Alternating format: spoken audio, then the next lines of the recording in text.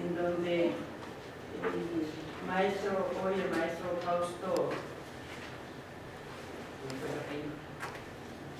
Fausto Razo, pues está también preocupado porque estos cursos o estas conferencias de temas que no se tratan dentro de los cursos ordinarios se trabajen en las diferentes sesiones que tiene el sistema de universidad abierta para poder ir ilustrando a nuestros alumnos, compañeros tanto del sistema escolarizado que nos acompañan como del sistema de universidad abierta sobre estos tópicos que son actuales y que además se dan en la práctica. Sobre el tema que hoy nos ocupa, que es el tutor asistencial, pues realmente poco se ha escrito, sino es que, sobre todo en México, realmente el tema más trabajado lo encontramos en España.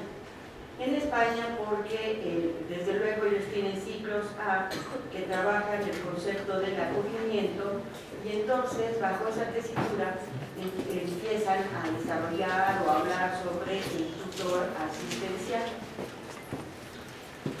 No vamos a hacer, porque no nos da tiempo de hacer todo el antecedente del derecho español, pero sí vamos a tratar de precisar que en México, cómo se da la tutela y por qué llegamos actualmente a algo que se llama tutela asistencial. Miren, cuando nosotros hablamos de que existe un tutor, es realmente porque o es un menor de edad que no está sujeto a la patria potestad, porque normalmente sabemos que los menores de edad están bajo el ejercicio de la patria potestad y las personas que ejercen la patria potestad son entonces los padres de manera conjunta o bien separadamente, y a falta de padres los que ejercen la patria potestad serían los abuelos paternos o maternos según sea el caso. Bueno, en ese tenor entonces, cuando no hay quien ejerza sobre él, sobre el menor, la patria potestad, no tenemos como en otros sistemas la prórroga de la patria potestad, sino que necesariamente ese menor va a estar sujeto a tutela. Y entonces, eso por un lado. Ahora, por otro lado, tenemos también mayores de edad que están sujetos a tutela. ¿En qué casos? No en todos, sino necesitamos a los mayores de edad que estén declarados en estado de interdicción. Y una vez que los han declarado en estado de interdicción, se le nombra un tutor. Entonces, en esos dos supuestos, estamos hablando de un tutor. Bueno, entonces, el Código Civil regula lo que es la tutela y nos dice, como especies de tutela, la tutela testamentaria, la tutela dativa, la tutela legítima, una reforma que se hizo ya hace unos años, la tutela cautelar, y hoy se habla de la tutela de los menores en situación de desamparo. En el caso de los menores en situación de desamparo, fíjense, se está refiriendo específicamente a esos menores que se les coloca en esa situación de desamparo.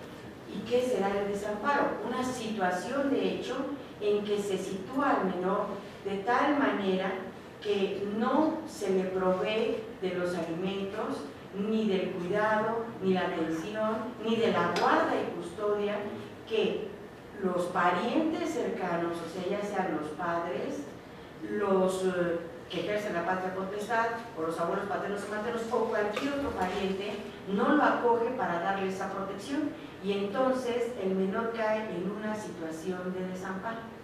Bueno, cuando tenemos a un menor en situación de desamparo, es entonces cuando podemos decir que surge la tutela asistencial, porque normalmente, bueno, todo eso quisiéramos normalmente, pero no sucede así en la realidad, que estos menores fueran protegidos por el Estado a través de una institución determinada. No todos están ahí.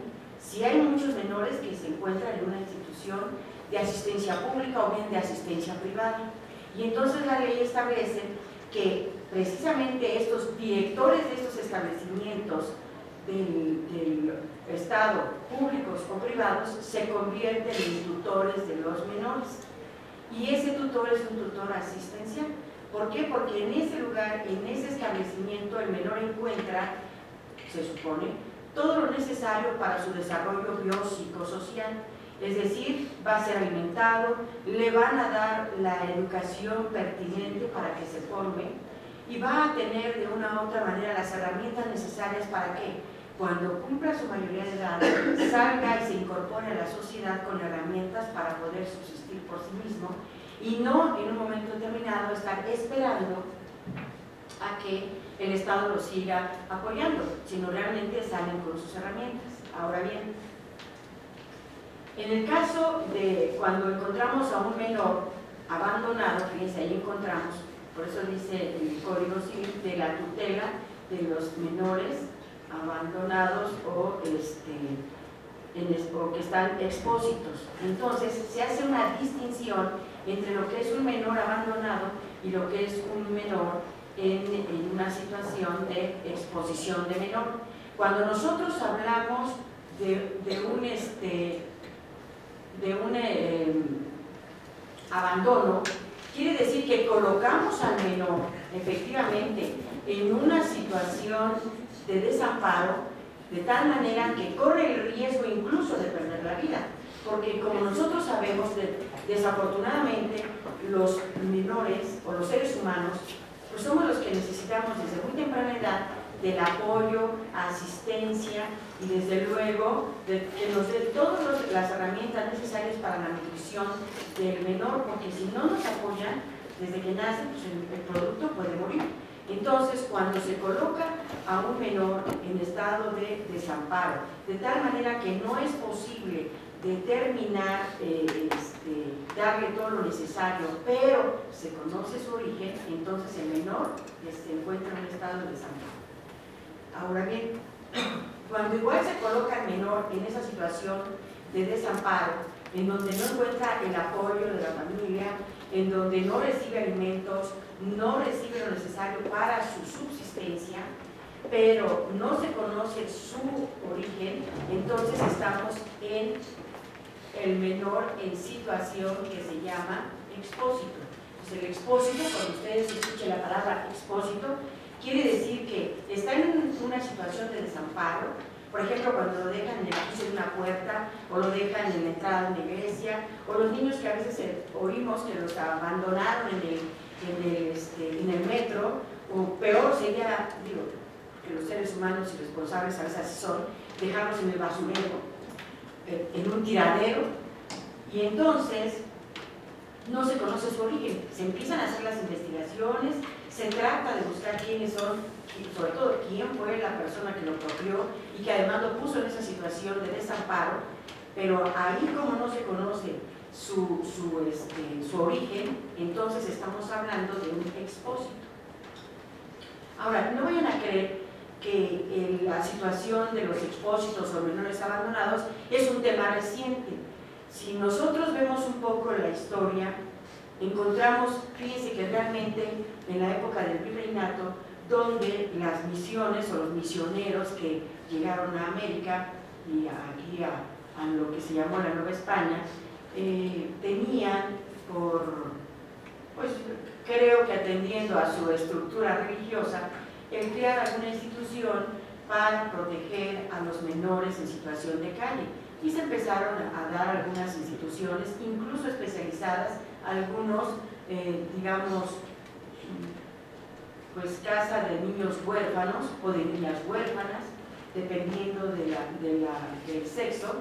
Y entonces encontramos nosotros ahí que sí se empieza a dar esa situación de crear una institución para asistencia de los menores. También lo vimos en Francia, vimos que pasó en España, en donde siempre los menores, por X, Z o Y, han quedado en una situación de desamparo. Obviamente, ¿por qué? Pues porque los progenitores o desaparecen, mueren, quizás en la antigüedad por guerras, por alguna peste, no sé, alguna enfermedad que sufría la población en general, y que entonces los menores quizás por su situación lograron adaptarse a esas circunstancias y finalmente estaban solos. ¿Y qué hacíamos con ellos? ¿Qué hacía la humanidad con ellos? Estaban en una situación de desamparo y en una época se les dejó así como que, pues los niños, y había muchísimos niños, sobre todo en las épocas de guerra, pues volando por la calle sin atención, y el Estado desde luego no se preocupaba por atender a esos menores y la familia menos. Entonces de ahí ustedes ven el concepto hoy moderno que tenemos de parentesco. ¿Para qué? Para que cuando un menor esté en esa situación, lo primero que se busque es encontrar a su familia, y si por alguna circunstancia, obviamente, la persona que colocó al menor en estado de desamparo va a perder el ejercicio de la patria potestad, entonces podamos encontrar a alguien de su familia extensa en donde lo vamos a colocar, que es también, que sería el tema de otra plática, el hablar del acogimiento, que hoy, después de muchos años, por primera vez en el año 2015, se regula el acogimiento en una ley especial que se llama, hoy ustedes la van a ver, la Ley de Cuidados Alternativos para Niñas, Niños y Adolescentes en el Distrito Federal. Ustedes se preguntarán por qué ahora la normatividad en el Código, en el Distrito Federal o Ciudad de México, habla de niños, niñas y adolescentes. ¿Por qué no habla del menor? Porque fíjense ustedes que desde que se emitieron los derechos de los niños y de las niñas, se estableció que el concepto menor, la palabra menor, es discriminatorio. Entonces al niño no se le dice menor, porque entonces se le coloca una situación de inferioridad y por eso la mayoría de la gente abusa de ellos. Entonces el concepto adecuado es niño o es niña, y si ya no está en esa etapa de edad de llamarle niño o niña, entonces es adolescente hasta que llega a los 18 años.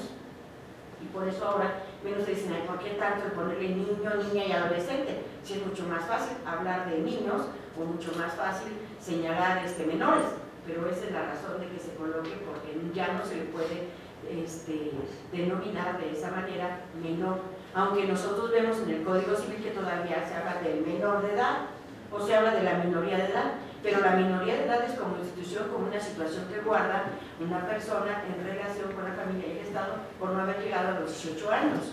Pero entonces hablaríamos de minoría de edad, pero no así entonces de menor. Es que tenemos que ir ya despojándonos de ese concepto. Bueno, entonces, repito, después de mucho tiempo se dio esta figura o se crea esta ley que salió publicada el año pasado, en el 2015, tiene poco, se está trabajando con ella, y ahí un poco se reitera o se abre la puerta del tutor asistencial, porque se maneja, desde luego, que los menores que estén en esos establecimientos públicos o privados, que lleguen en calidad de abandonados o bien de expósitos, tendrán un tutor asistencial, o sea, el director de esa institución pública o privada, que va a ser el tutor de todas las personas menores de edad que estén en ese centro. Bueno, ahora bien, nosotros vemos que en otros sistemas jurídicos al tutor asistencial se le han dado diferentes denominaciones, porque les digo, no ha sido muy como que no muy socorrido, no muy regulado. Algunos le llaman guarda administrativa o guarda asistencial o acogimiento institucional, o en un tiempo, fíjense, se puso de moda también lo que llamamos los niños institucionalizados. ¿Por qué se les llamó niños institucionalizados? Porque están en una institución, imagínense ustedes. Entonces, pues en un momento determinado,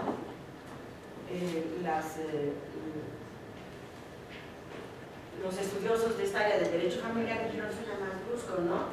Niños institucionalizados. No nacieron ahí, o sea, ese no es un núcleo familiar, pero... Y entonces a lo mejor los estamos también discriminando, y es mejor hablar del tutor asistencial, que va a ser entonces el que va a cuidar, vigilar, custodiar al menor, y en su caso también manejar, o al mayor incapaz, manejar su patrimonio, en su caso. No se ve, ¿verdad? ¿Sí?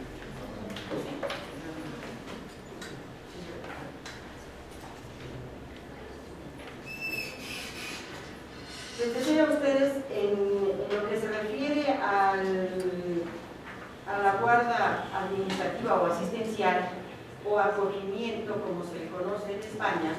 Bueno, gracias. Entonces, encontramos ahí una regulación muy específica. De hecho, la mayoría de los países, y ustedes saben que España tiene sus derecho foral, hay varios, ¿verdad?, para las regiones, y entonces cada una de ellas ha tenido una regulación especializada respecto de la guarda administrativa o asistencial, o también llamado tutor asistencial. Quiere decir que entonces, además de nuestro tutor testamentario, dativo, legítimo, hoy tenemos esa tutela específica de los menores en situación de desamparo. Ahora, fíjense, también ahora se dice, bueno, ¿y por qué nada más se habla del tutor asistencial para los menores en situación de desamparo si también hay adultos mayores en situación de desamparo? O adultos mayores que caen en estado de interdicción, pues obviamente por alguna enfermedad, por ejemplo el Alzheimer, que en un momento determinado los deja sin la posibilidad de tener la plena capacidad de ejercicio, y entonces en muchas ocasiones también son colocados en instituciones asistenciales, públicas o privadas, en algunas gratuitas y en otras con costo, pero ¿quién será entonces el tutor de ellos? O sea, viene una interrogante, porque la ley ha guardado ahí silencio. Se habla de los menores, pero no de los adultos mayores que también caen en estado de interdicción y que también están en una institución. Y yo creo que también si los adultos mayores son abandonados, porque también son abandonados, tenemos un serio problema de abandono de personas adultas mayores a su suerte, y no los apoyan, no les dan alimentos, y entonces son asistidos o ingresan a una institución del Estado, y ellos no pueden, no tienen la plena capacidad de ejercicio, pues debiese también designárseles como tutor a los directores de esos establecimientos públicos o privados que lo reciben. Pero aquí no tenemos ni ese tema, porque realmente el tutor asistencial, como se ha desarrollado, es para los menores en situación de desamparo. Bueno, ustedes ven aquí que ya lo que habíamos comentado, las personas que le ejercen. En la Ciudad de México encontramos que efectivamente los directores de establecimientos donde se reciben a menores abandonados o expósitos son los que ejercen esta tutela asistencial, y de los que no están en ese lugar, o sea, los que están en situación de calle, entonces por la reforma que se dio en el año pasado, se habla que el gobierno del Distrito Federal, ¿verdad?, hoy Ciudad de México, es el tutor de todas estas personas que están en esta situación de calle, cosa que pues ya ni soñando lo pensábamos antes. Y a través, o cómo va a ejercer esa tutela, pues a través del Sistema para el Desarrollo Integral de la Familia, del llamado DIF Distrito Federal, o DIF hoy Ciudad de México, ¿verdad? Ya les decía yo a ustedes aquí las diferentes denominaciones que se le ha dado a esta tutela asistencial. Una pregunta, hoy no dieron los formatos para, ¿no se inscribieron ustedes? ¿O sí les dieron las hojitas? Ah, sí, ok, nada más era eso. Perdón. Y entonces también encontramos que se le llama tutela ex lege o automática, porque la ley lo llama y opera, se supone, de pleno derecho, que ahí es donde también vamos a ver que existe como que una cierta situación difícil, porque a un menor, para nombrarle un tutor, hacemos un trámite judicial, es menor de edad, pero como no tiene quien ejerza sobre la patria potestad, entonces abrimos un procedimiento para declararle tutor ante la justicia oral familiar. Y entonces ahí el juez debe de, en primer lugar, declarar, aunque ya se reconoce, porque está el acta de nacimiento, declarar el estado de minoridad y después nombrar un tutor. Y ese tutor se le designa, si hay parientes, hasta el 4º grado, pues cualquiera de ellos puede ejercer el cargo de tutor. O sea, colaterales hasta el cuarto grado, los hermanos, los primos, los tíos, el tío abuelo, el sobrino, no sé, cualquiera de ellos. ¿O qué tal si no hay más que el tatarabuelo que tiene la posibilidad de ejercer la tutela? Pues se le designa. Entonces, y tiene que haber un procedimiento en donde se le designa tutor. El tutor, cuando es designado, no necesariamente está obligado a desempeñar el cargo, lo debe de hacer. Pero si el tutor no acepta el cargo, o se excusa del desempeño del cargo, o sea, que nombrar a otra persona. Y si ya no tiene parientes que pueda ejercer el cargo, anualmente el Tribunal Superior de Justicia del Distrito Federal emite una lista de personas que pueden desempeñar el cargo de tutor. También anualmente, por los meses de septiembre más o menos, sale una convocatoria en donde el Tribunal Superior de Justicia del Distrito Federal precisa para abogados que quieran desempeñar el cargo de tutor y señala todos los requisitos. Incluso un examen que hace el Tribunal Superior de Justicia exclusivamente sobre tutela, no se examina solo otras materias, sino sobre tutela, las obligaciones del tutor, los órganos de la tutela, etc. Y los abogados que lo acrediten y cumplan con los demás requisitos, pues entonces los incluirán en esa lista que se llama de auxiliares de la Administración de la Justicia con la calidad de tutores. Entonces, de ahí es donde toma el juez de justicia familiar o el juez de lo familiar el nombre de la persona para designar tutor. Y igual, el tutor que ha designado de esa lista tiene que decir si acepta o no el cargo. Y una vez que acepta el cargo, pensemos, se le discierne el mismo, que es una cuestión formal, con el cúmulo de facultades que la ley le otorga a los tutores, y es entonces cuando él acepta y el juez le discierne el cargo, cuando podemos decir que el tutor ha sido habilitado legalmente para actuar en representación del niño o del mayor incapaz. Pero aquí en el tutor asistencial no sucede esto. Por eso ven que se da ese concepto, por eso les hice la explicación de la tutela ex lege o automática. O sea, no hay ese procedimiento, sino en el momento en que es recibido el menor en esa institución y se le toma en su expediente en el carácter de abandonado o en el carácter de expósito, es automáticamente tutor el director de ese menor, el director del establecimiento.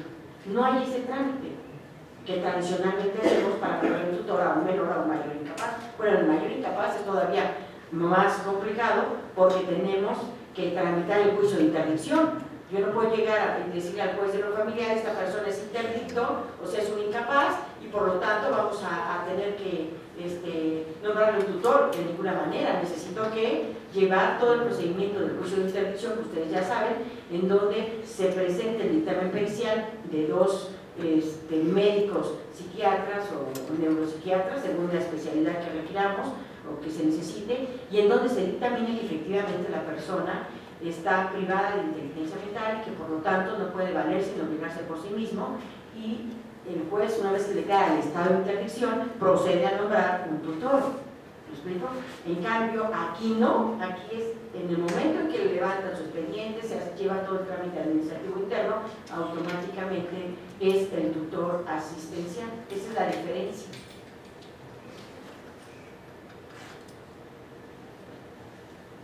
Bueno,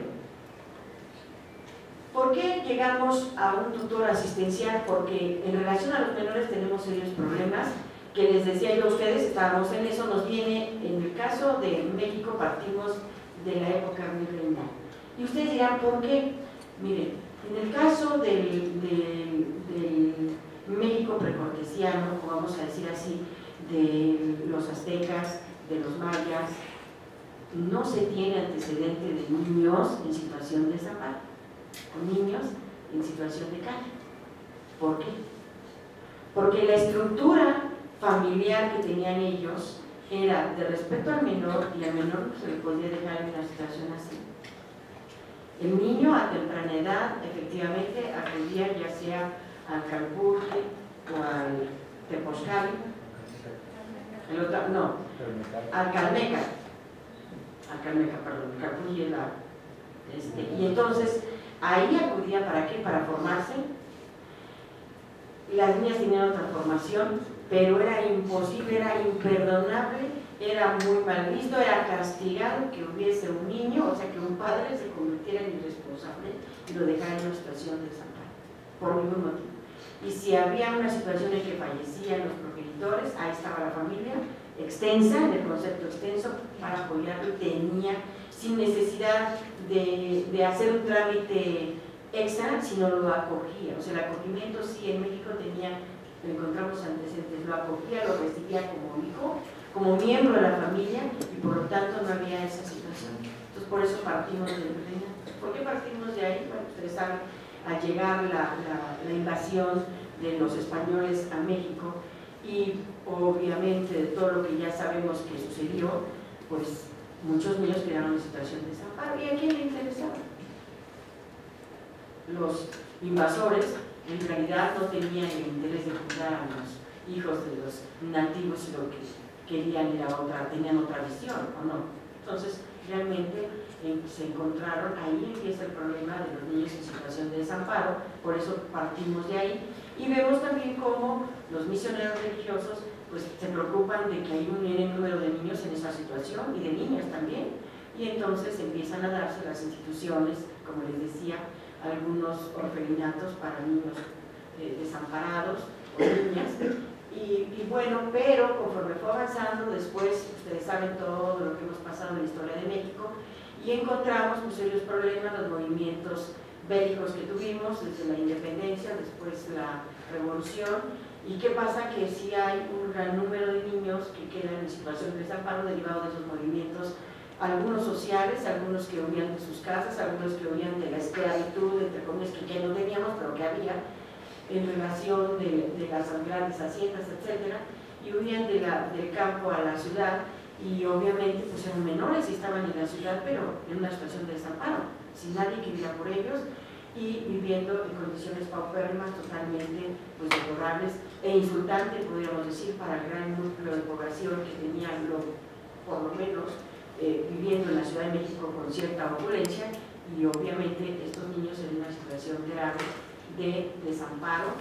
Y bueno, pues lo que nosotros hemos visto a lo largo de la historia, los hijos también, o más bien la infancia como algo privado que los dejan en desamparo y que genera entonces que al venirse más bien, yo creo que del campo a la ciudad, y no tener tampoco los progenitores medios para subsistir, pues todos tienen que apoyar para subsistir, empiezan a crearse cinturones de pobreza, cinturones de desigualdad, y pues los menores en la calle. El niño como víctima o victimario, que es otro problema, y bueno, pues también en la actualidad podemos decir una situación grave de donde los progenitores consideran que los niños son todavía de su propiedad, que pueden hacer lo que quieran con ellos. Traemos todavía un poco de antecedentes fuertes que no se pueden romper todavía en nuestra sociedad, en donde entiendan que el niño es una persona que tiene derechos, que tiene el derecho de hablar, de discutir, de darse a entender, y por qué no decir, de pedir lo que ellos consideren que les gusta. Claro, que todo debe ser con límites, porque esa es otra situación, ¿verdad? Si a un niño, aún en esta sociedad que vivimos, lo colocamos y le decimos, pues tú decides qué comes, pues él decide, ¿verdad? Y nada que le nutre, pero él decide. Y esas decisiones no son las correctas, son erróneas, entonces tiene que darse una cierta dirección, que es a lo que deben de tener o aspirar los padres, dirigir, no someter, no tomarlos como propiedad, como en el derecho romano, donde el padre familia disponía hasta de la vida de los hijos, y actualmente pues no ese es el concepto, o sea, el concepto moderno de ejercicio de la patria potestad, que ya ni es ni patria ni potestad, que ustedes también ya lo saben, y debiese cambiarse su denominación. Bueno, pues es realmente en atención de apoyo, de solidaridad, de guía y sobre todo de educación de los hijos con ejemplo. Pero ante toda esa problemática que viven los menores, pues caen, huyen de sus casas muchos menores porque no soportan la situación, la problemática interna que se vive en la familia. Tenemos un serio problema de familias disfuncionales, que llegan los niños al hartazgo, que no saben qué hacer y que entonces huyen de sus casas, de toda la familia, y entonces piensan que en la calle, pues entonces se encuentran una mejor una mejor vía de desahogo de esos problemas familiares. Y bueno, pues les traigo un poema que había señalado, pero llevaría un poco más de tiempo, vamos ya corriendo sobre el tiempo, en relación a qué pasa con estos niños en situación de desamparo, pero en síntesis. Es cierto que dicen algunos autores en el sentido de que en la calle nunca será un lugar adecuado para que un menor se encuentre, porque efectivamente con esa ilusión se sale el niño de su hogar, de obtener una mejor vida, y en realidad ahí en la calle lo que encuentra, lo que nosotros sabemos, drogadicción, ¿verdad?, prostitución para el caso de las niñas, y entonces explotación por gente sin escrúpulos.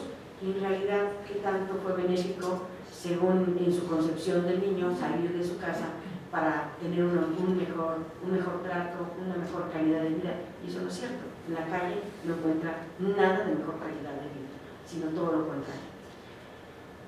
Y entonces ahora ya no son abusados por los padres, sino son abusados por un tercero, que no sabemos qué es peor, pero siguen siendo en esa situación. Bueno, aquí ustedes ven dos conceptos distintos, pero que más o menos coinciden, de lo que es la situación de desamparo. El de arriba es el doctrinal y el de abajo es el que nos da, y que así lo define, lo que les estoy diciendo, la Ley de Cuidados Alternativos para Niñas, Niños y Adolescentes en el Distrito Federal, que para los que se están incorporando, el año pasado, en el 2015, fue publicada en la Ciudad de México, y que ahora tiene una regulación específica para el acogimiento. Ahí está hablando del acogimiento, y muy, como les digo, así muy someramente toca al tutor asistencial.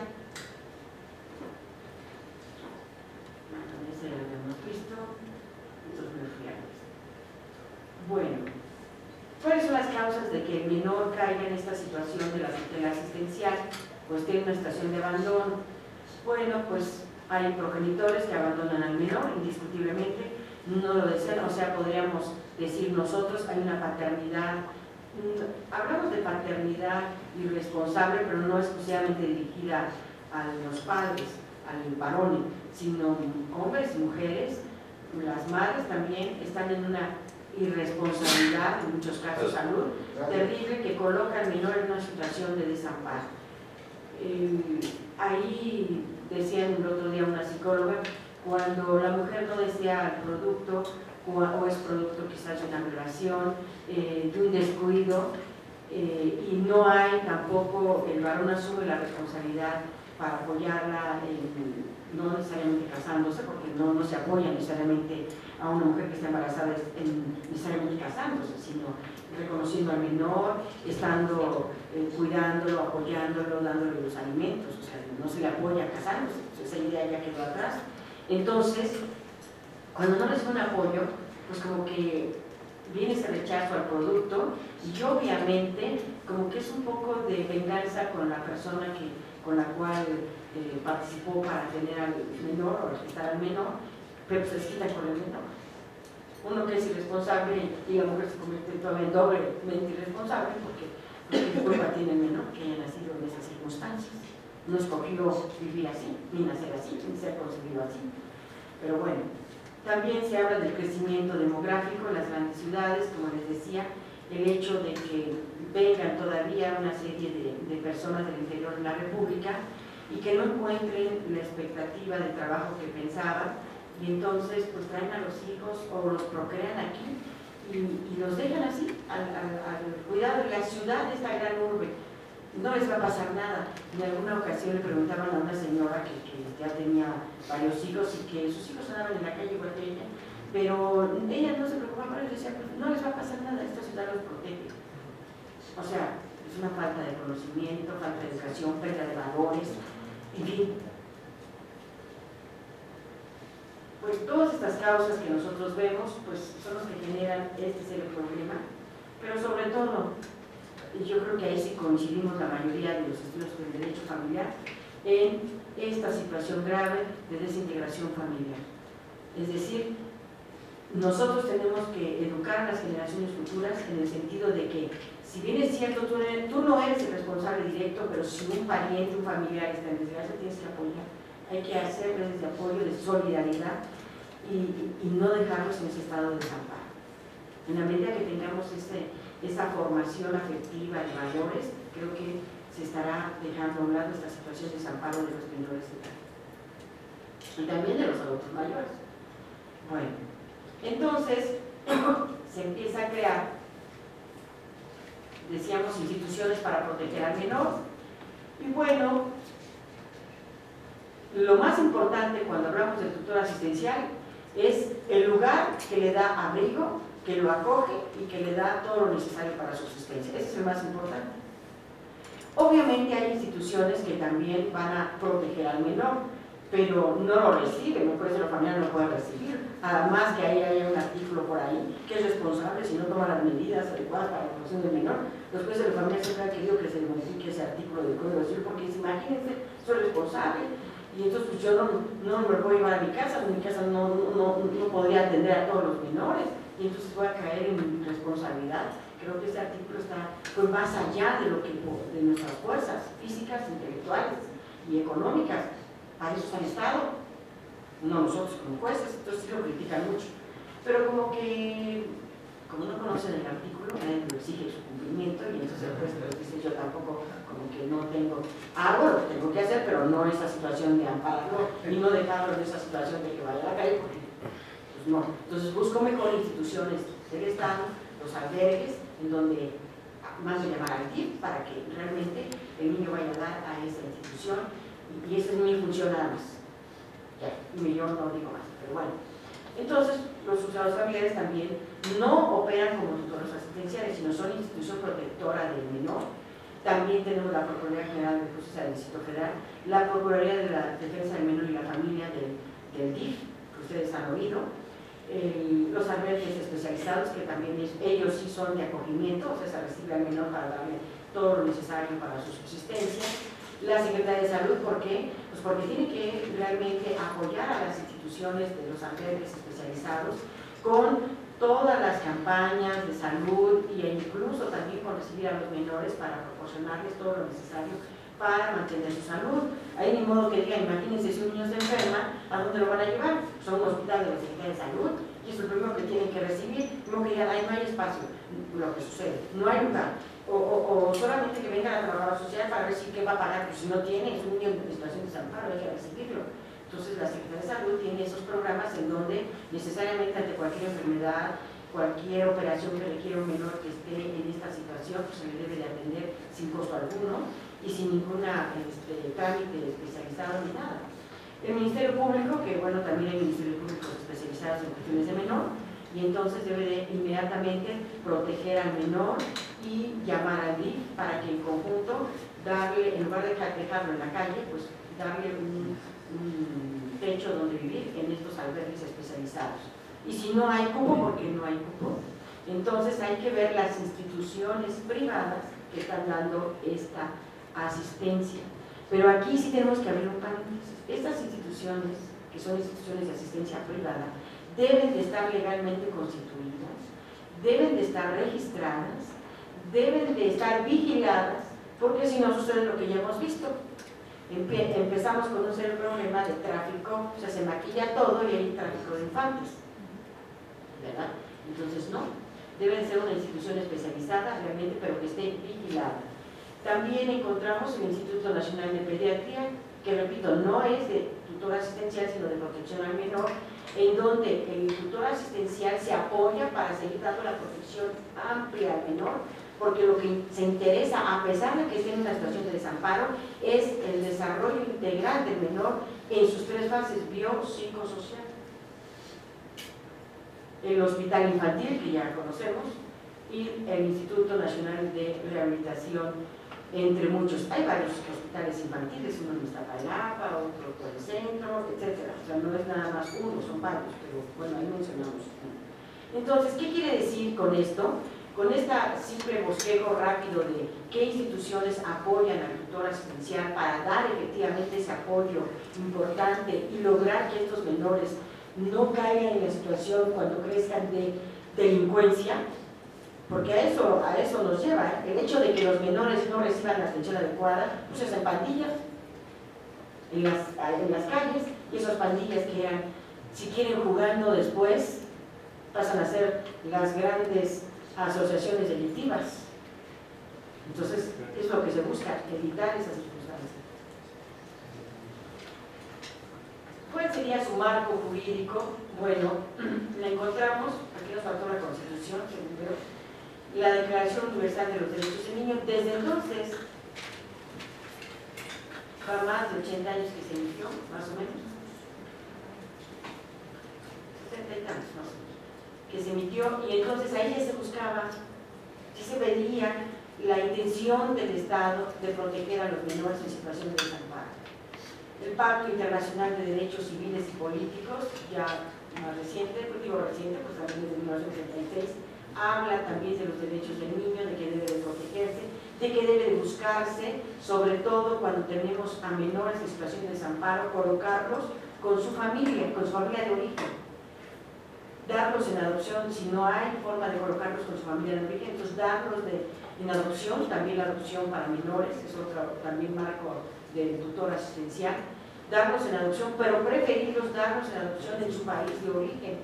Y en el último caso, el último recurso es dar a los menores en adopción internacional, porque cambiarles su hábitat a un menor, desde su idioma, sus costumbres, es afectarlos en sus derechos humanos. Entonces, el último recurso será mandarlos al extranjero mediante adopción internacional. Después encontramos la Convención de los Derechos del Niño, en donde ya claramente se establece la protección y la obligación del Estado de proteger al menor, pero de proteger no solamente al menor en situación de desamparo, sino a todos los menores, ya no solamente la preocupación específica de estos niños, ¿verdad? La Declaración Mundial sobre la Supervivencia, Protección y el Desarrollo del Niño, que se emitió en 1990, en fin, toda esta normatividad internacional. Y en México encontramos la Ley de Atención Integral, bueno, reciente del año pasado, al desarrollo de las niñas y niños en la primera infancia. Fíjense, ese también sería tema de otra plática. Ustedes, en esta materia de atención a los menores, tenemos que ver que recientemente en la Ciudad de México, hoy Ciudad de México, en el Distrito Federal, hemos tenido normatividad estrictamente para los menores. Nosotros decimos, bueno, ¿para qué quieres una ley de atención integral para el desarrollo de las niñas y niñas en la primera infancia? ¿Cuál es la primera infancia? Desde que nacen hasta los 6 años. Y entonces, fíjense, cuando tenemos un problema de un menor desde que nace hasta los 6 años, tenemos que aplicar esta ley nueva que tenemos en la Ciudad de México. Cuando rebasa los 6 años, aplicamos la siguiente, la Ley de Cuidados Alternativos para niños y niñas y adolescentes en el Distrito Federal. E incluso, fíjense, conforme estas últimas dos normatividades, establecen ahí un principio fundamental: un menor de 6 años no debe de estar en un albergue. ¿Y a dónde lo llevo? Eso sería correcto, pero se buscará, se tratará de que en esa edad tan temprana, desde el que nace hasta que llega a los 6 años, se debe de evitar lo más posible que esté en los albergues. Esto, fíjense, es importante si lo unimos con la adopción, porque si entonces hoy tenemos a un niño en situación de desamparo recién nacido, ahí que lo encontraron en un patio de baños, y entonces, ¿a dónde llevan al niño? Pues ya sabemos, se da aviso al Ministerio Público, el Ministerio Público va a llevar al DIF, el DIF se lo lleva a la casa hogar o a la casa cuna, ¿o no? Pero si me interesa en adoptar, entonces solicito que se aplique esta norma de que un niño de esa edad no puede estar en una red. Entonces yo quiero la adopción, entonces tienen que agilizar los trámites de la adopción, porque el niño no puede estar en esa situación, porque va contra ese espíritu, contra esa norma. Y estas normas, tanto la ley, estas dos últimas normas, para no repetirlas todas por su nombre tan largo, estas dos normas son de orden público y de interés social y de observancia general. Y sabemos que las normas de orden público son irrenunciables, son de aplicación inmediata, las tienes que cumplir. Entonces, ahí esta normatividad choca con la concepción que tenemos en el Código Civil de la Adopción, y entonces yo creo que en la práctica cualquier abogado tirante puede decir, a ver, este menor está en esta situación y la ley está prohibiendo que debe de estar en un albergue, y aquí hay una pareja que requiere, que necesita una adopción y entonces agilizan los trámites para que se respete la integridad del menor, el derecho del menor, su derecho humano del menor. Y entonces el juez tendría que ordenar rapidísimo para háganse los trámites y verifíquense si puede o no, o promuévase al menor ya para la adopción, porque no puede estar. Pero repito, ¿a dónde lo llevan? Si dicen no debe de estar, ¿pero a dónde lo van a llevar? Por eso se creó en la segunda ley, que es el acogimiento. Entonces, como el menor de esa así tan pequeño no puede estar ahí, buscamos familia, no la encontramos, no sabemos, es el expósito, entonces tenemos que dar el acogimiento a ese menor a una familia que lo requiera, pero entonces no debe de estar en el albergue. Entonces, fíjense, tengo dos opciones. Estoy pidiendo la adopción, pero antes de que me lo den la adopción, entonces dame el acogimiento. Soy familia acogedora que lo estoy solicitando y lo quiero en acogimiento. Y de acuerdo con la ley, que la primera que hemos analizado, o más bien no podemos analizarla porque es muy amplia, la Ley de Cuidados Alternativos para Niñas y Niños y Adolescentes en el Distrito Federal, tengo derecho a pedir un acogimiento familiar, que es una familia alterna. Y es por eso entonces, para que pudiesen, vamos a decir, armar el rompecabezas. El niño no puede estar ahí, de esta edad. Pero yo no tengo, dice el Estado, ¿a dónde lo llevo? Pues necesariamente tiene que ir al albergue. Entonces, lo tengo en el albergue, bueno, pero hay una familia que se interesa, entonces no te lo puedo dar en la adopción, porque en la adopción los trámites son largos. O sea, en la adopción no es de que yo quiero adoptar y ya estás, no. Tengo que ir al DIF, tengo que llenar todos los requisitos, llenar mi solicitud, pasar los exámenes psicológicos, los exámenes de las trabajadoras sociales, después que me den un certificado de adoptabilidad, posteriormente, o sea, bueno, en el número de cosas.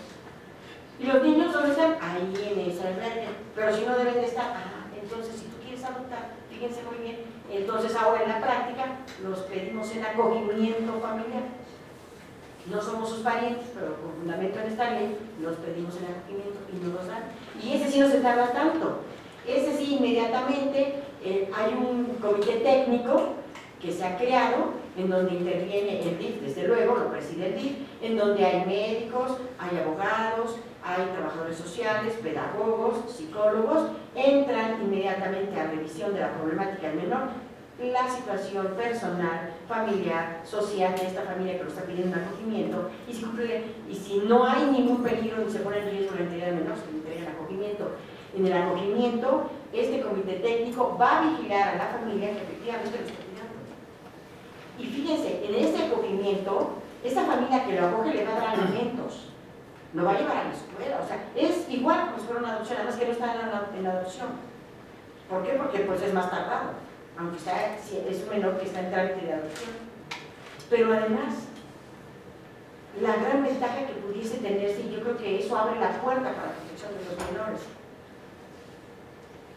Si esta familia que recibe el acogimiento al menor, después de cumplir todos los requisitos y llevar todo, no le dan el certificado de adoptabilidad, no por eso va a perder el acogimiento. No es una causa de que se lo quiten. Entonces, puede ser que nunca lo adopte, fíjense, pero lo tiene en acogimiento y es su representante legal. Porque también encontramos otra realidad social, fíjense, no sé si ustedes se han enterado. Hay casos en que los padres abandonan al niño y un familiar lo acoge, sean los abuelos o sean los tíos o los primos, un tío abuelo más lejano. Y al acogerlo, pero fíjense, pero a la hora que va a la escuela el niño y le dicen su papá, no, pero es que yo soy su tutor, a ver su sentencia, donde el juez lo nombró tutor y le dice, señor Carlos, usted aceptó el protesto del cargo y le puede discernir el cargo. No, pues no lo tengo, entonces usted no es el tutor del menor. Y la escuela tiene la obligación de dar aviso aquí al Ministerio Público y pueden retirar al menor. Y entonces encontramos un serio problema que muchos niños no van a la escuela por eso, no los llevan por ese temor de que se los vayan a quitar. Y entonces más que ayudarle lo estamos perjudicando. O lloran y le explican al director, pues díganle que soy tutor y punto, y yo hasta aquí. Pero llega un momento en que si algún comete el menor una infracción, pues lo mandan llamar al padre o al tutor, y él no es tutor. Entonces, y no es gran problema, hay que empezar a tramitar el acogimiento, o hay que tratar de buscar que sea el tutor. Sí, una duda. ¿No iba a preguntar? Sí, en el sentido de que aquí está refiriendo que deben de ser familiares cercanos, en este caso los abuelitos, a lo mejor un tío. Cuando la persona es ajena a la familia y en este caso quiere llevar la tutela de los menores, ¿ahí cómo lo manejarían? ¿Tiene que ser en acogimiento? ¿Se puede llevar en acogimiento? Ahora sí. Ahora sí, con fundamento de la ley. Si es menor de edad, ahora sí, con fundamento de la ley de cuidados alternativos para niñas y niñas, que está vigente desde marzo del 2015, ahora sí lo acoge. De hecho, así sucedía antes. Acoge al menor, le da la protección y entonces se lo hace conocimiento, pues tiene acogimiento del menor. Y en el momento que el juez le autoriza, y entonces ahora su legítimo representante se evita tramitar todo el oficio para nombrar a un tutor, que es más tardado. ¿Sí? Y además también ahora a la persona que acoge se le debe de preferir para adoptar. Y por el momento, mientras no se resuelva, es más, pueden aparecer los padres, porque había casos así, de que ya abandoné al menor y ya llegó el papá o la mamá, y este es mi hijo y me lo llevo porque es mi hijo y yo tengo el acta de nacimiento, y nos vamos al Ministerio Público, el Ministerio Público a mí se lo iba a entregar, pues el padre que tiene el acta de nacimiento, se lo entregaban a él. Entonces, ahora no, se prefiere al que lo ha acogido, mientras se hace la investigación por qué lo acogió, si hubo abandono, y en su caso si hubo abandono se tramita la pérdida de la patria potestad. Pues sí, porque si no, era colocarlo en una situación de injusticia al menor, ¿o no? Sí. Al que acogió. Muy bien, vamos a rápido porque ya hay otra. Bueno, ¿en dónde entonces tenemos regulado al tutor asistencial? Bueno, empieza su regulación, aunque el capítulo se denomina los menores, de la tutela de los menores en situación de desamparo. Y entonces el Código Civil establece que los menores desamparados, acogidos por una institución, tendrán como tutor al director de la institución. Allí está el tutor asistencial. Pero es el único artículo que hace referencia a él. Después define al menor considerado como expósito, ya lo vimos, que es un expósito y que es un abandonado, eso ya lo vimos al inicio. Y bueno, entonces después nos da las reglas cuando la tutela le ejerce el gobierno de la Ciudad de México. Bueno, es a través del TIC, lo que hemos ya dicho, y se forma un comité técnico interinstitucional e interdisciplinario, ya vimos con qué todos los especialistas, y la finalidad de este comité es vigilar, garantizar el respeto a los derechos fundamentales de las niñas y niños. Recuerden por qué decimos ahora niñas y niños, y para que sobre todo lo que se aplique en relación al menor sea respetando el interés superior del menor. El interés superior del menor siempre es lo que más le beneficie, lo que mejor no le parezca al menor, sino lo que más le beneficie. El BIF, entonces, decíamos, tendrá las siguientes obligaciones: integrar a los menores en espacios residenciales o instituciones o organismos civiles, garantizar a los menores su alimentación, todos los gastos necesarios para su salud, su educación, sano esparcimiento y todas las medidas que sean necesarias buscando siempre el interés superior del menor. En el caso de la tutela asistencial, vemos que esta tutela atribuida al gobierno del Distrito Federal suspende el ejercicio de la patria potestad. Pero fíjense, lo dice la ley, lo dice el Código Civil cuando se hizo la reforma también en este capítulo de la tutela de los menores en situación de desamparo, pero en la materia de patria potestad no se hace la reforma.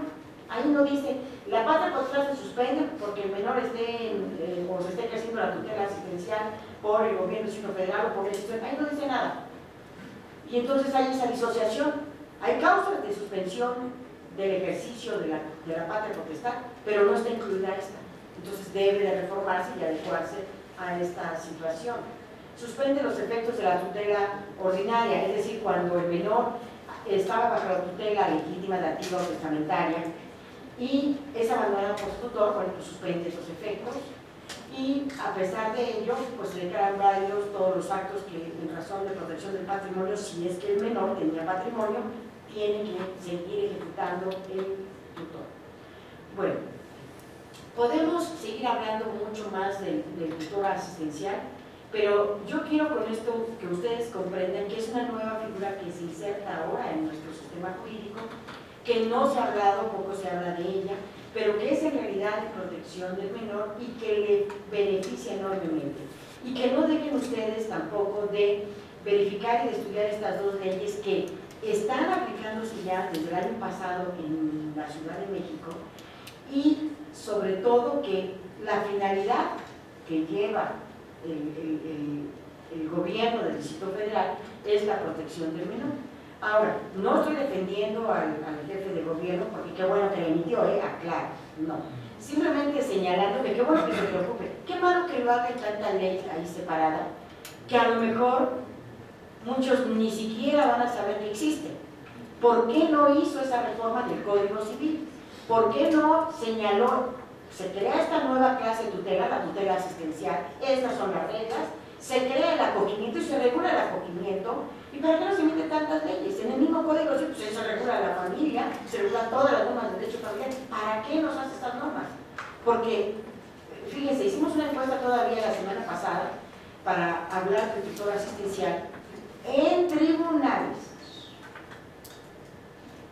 ¿Y soy un proceso? No sé. ¿Cómo fue esa reforma? ¿De dónde es? ¿Dónde existe? ¿Cómo está? A ver. ¿Por qué? Pues porque el simple nombre que nos dice Ley de Cuidados Alternativos para Niñas y Niños y Adolescentes en el sitio tal, es de cuidados alternativos. Pero si hubiera dicho acogimiento, si hubiera dicho se regula la tutela asistencial y acogimiento de menores en situaciones de amparo, entonces sí, llama la atención. Y entonces, ahora, lo que sí les comento es que en la encuesta, por lo menos, y algunos, no quiero decir cuáles sí, cuáles no, pero algunos jueces sí ya están aplicando de lo familiar y la justicia oral también.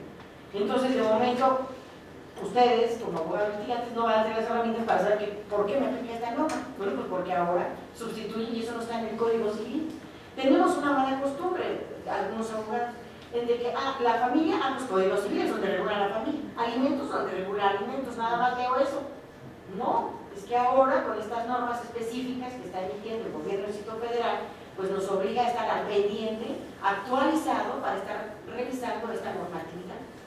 Entonces no hay que dejarlo de un lado. Muy bien, bueno, pues damos por terminado ya, porque hay otra después, ¿no? Sí, bueno, les agradezco mucho y si tienen alguna duda, estoy a sus órdenes.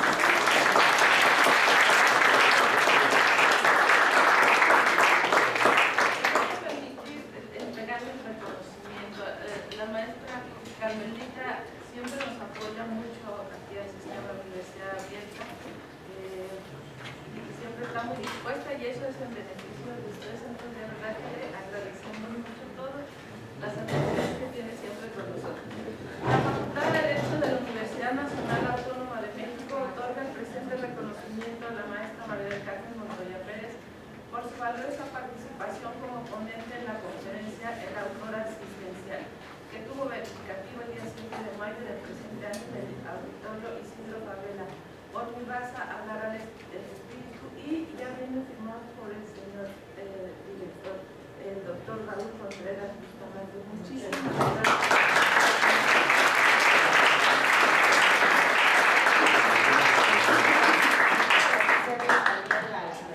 La coordinadora también del sistema de universidad abierta que nos permite, nos da este espacio porque también ella interviene en la organización para estos temas que, como les digo, no los vemos, no da tiempo de tratarlos dentro de las horas de clase, pero además también agradecer porque yo sé que están aquí también no solamente los alumnos del sistema abierto, que hay varios, pero que también están los alumnos del escolarizado que se desmañanaron y están aquí. Sí, porque ellos no vienen los sábados escasamente, pero entonces les agradezco también que vengan ustedes y que se interesen por estos temas, estos tópicos que el sistema de universidad abierta lo abre, no solamente para los alumnos del sistema escolar abierto, sino también para el escolarizado, y ustedes se acerquen porque de esa manera van adquiriendo conocimiento. O sea, ustedes yo les siempre se los digo, han asumido una obligación como estudiantes. Estudiar antes y después estudiar y seguir estudiando. O sea, como abogados nunca vamos a dejar de estudiar. Como ven ustedes, esta reforma del año pasado se está aplicando, pocos la conocen, estaban sorprendidos cuando hicimos la encuesta ahí en tribunales, entonces dije, bueno, pues estamos grandes. Entonces, por eso es importante que ustedes se acerquen a estos eventos que se organizan porque se van actualizando. Y van viendo algunos temas que quizás no se ven dentro del horario de clase porque no están desde mayo y además también son nuevas reformas. Muchas gracias por su asistencia.